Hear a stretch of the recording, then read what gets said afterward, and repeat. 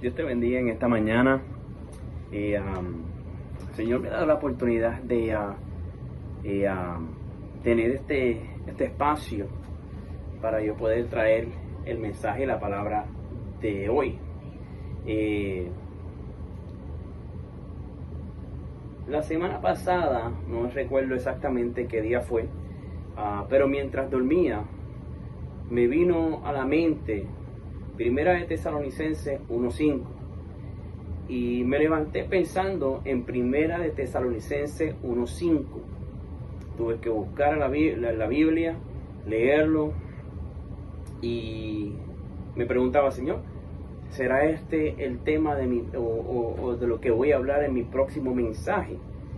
Pero el Señor me ha dado la oportunidad de tener mi momento con Dios. So que aquí vamos.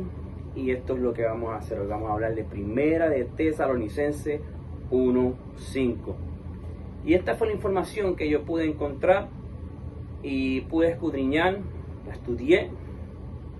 Dice Primera de Tesalonicenses 1:5: porque nuestro evangelio no llegó a vosotros en palabras solamente, sino también en poder, en el Espíritu Santo y en la plena certidumbre. Así como sabéis cuáles fuimos entre vosotros por amor de vosotros. Dice, en el Espíritu Santo y en plena certidumbre, así como bien sabéis cuáles fuimos entre vosotros por amor a vosotros. Y la información que busqué aquí es interesante, porque me da el trasfondo histórico. Y dice, la carta de los tesalonicenses fue escrita por el apóstol Pablo alrededor del año 50 después de Cristo.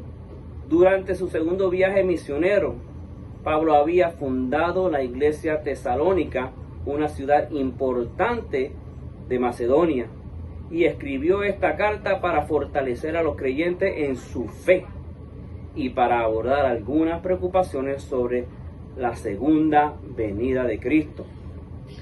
Dice, en la cultura griego-romana de la época, la oratoria y la retórica eran altamente valoradas. Quiere decir que lo que era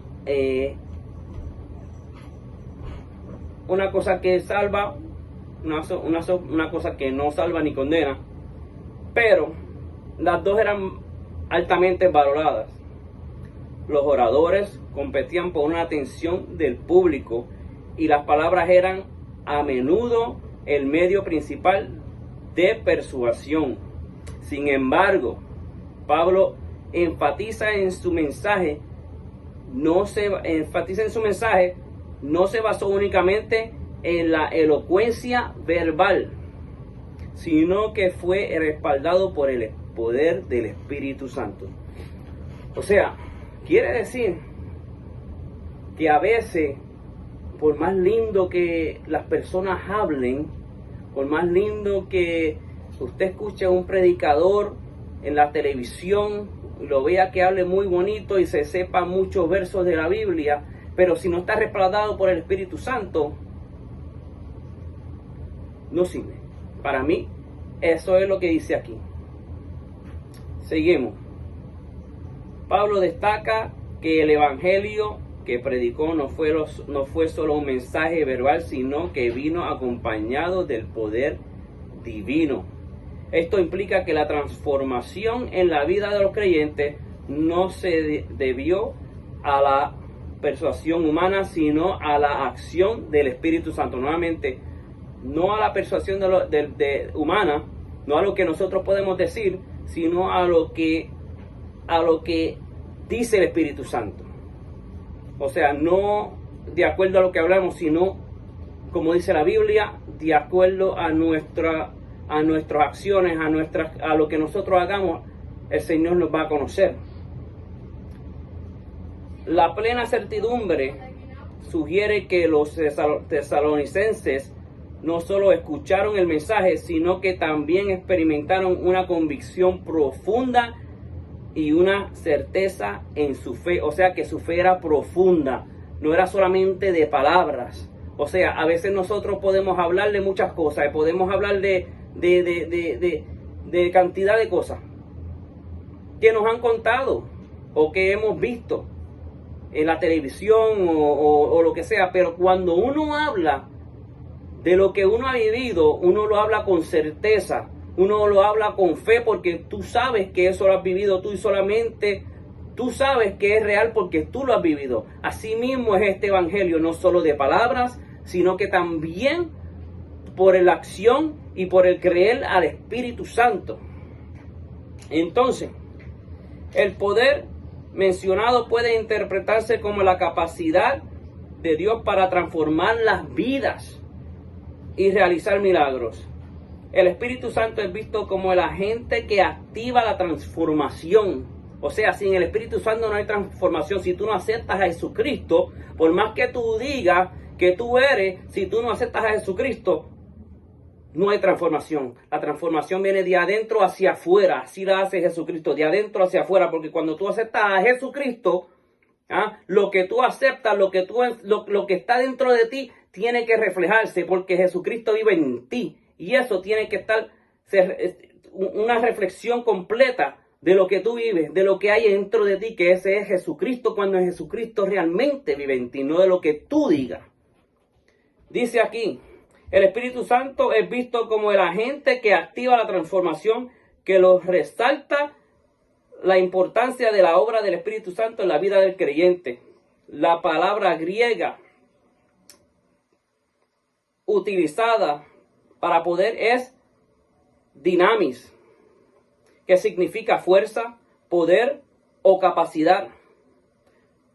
Esta palabra se relaciona como la idea de una energía activa que produce resultados. O sea, cuando tú aceptas a Jesucristo, cuando tú tienes a Jesucristo en ti, cuando Cristo vive en ti, cuando el Espíritu Santo vive en ti, eso es poder. La palabra de Dios dice que el Evangelio de Cristo es poder del Espíritu Santo.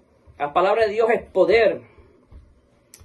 Dice, esta palabra se relaciona como una idea de una energía activa que se producen resultados. En el contexto del Evangelio se refiere a la capacidad de Dios para cambiar corazones y vidas. ¿Y cómo se hace eso? No solamente diciendo a las personas, Cristo te ama. Un Cristo te ama vacío. No, mira, hay un coro que dice, una mirada de fe es la que puede cambiar al pecado. Pero es una mirada. No puede cambiar a una persona si Cristo no vive en ti. Cristo tiene que vivir en ti. No lo que tú digas, sino lo que hay en ti. Y cuando tú miras a esa persona, cuando Cristo vive en ti, esa mirada va a cambiar a esa persona. Porque no solamente de palabra, es lo que dice el Evangelio, lo que hay en ti. El poder que hay en ti, que es el poder del Espíritu Santo. Aleluya. Gloria al Señor. Un ejemplo cómo el poder del Evangelio se manifiesta puede verse en la vida de Pablo mismo, quien pasó de ser un perseguidor de cristianos a un ferviente apóstol de Cristo. Este cambio radical es un testimonio del poder transformador del Evangelio. Una vez más, cuando tú aceptas a Jesucristo en espíritu y en verdad, cuando tú realmente das todo, hay una transformación. Así como Pablo lo experimentó cuando iba camino a Damasco, que Jesucristo, que la palabra de Dios, la voz de Dios viene de Dios. Pablo, ¿a quién tú persigues? O Saulo, ¿por qué me persigues? Y él le dice, ¿qué quieres de mí, mi Señor? O sea, él acepta que eres Dios, que eres el Señor. Y de ahí en adelante empieza una travesía. Y de ser perseguidor empieza a ser un apóstol. Pero hay una conversión verdadera, no porque él dijo, sino porque Cristo lo cambió de adentro hacia afuera, porque hubo un encuentro con Jesucristo. Aleluya. En resumen, Primera de Tesalonicenses 1:5 subraya la importancia de la obra del Espíritu Santo en la proclamación del Evangelio y en la vida de los creyentes, enfatizando que la fe cristiana se basa en una experiencia, que no se basa en una experiencia, se basa en una experiencia vivencial y transformadora, no solo en palabras. Gloria al Señor.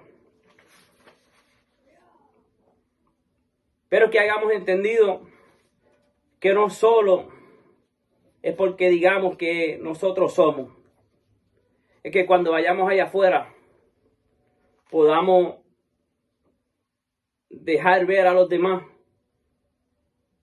que Cristo vive en nosotros.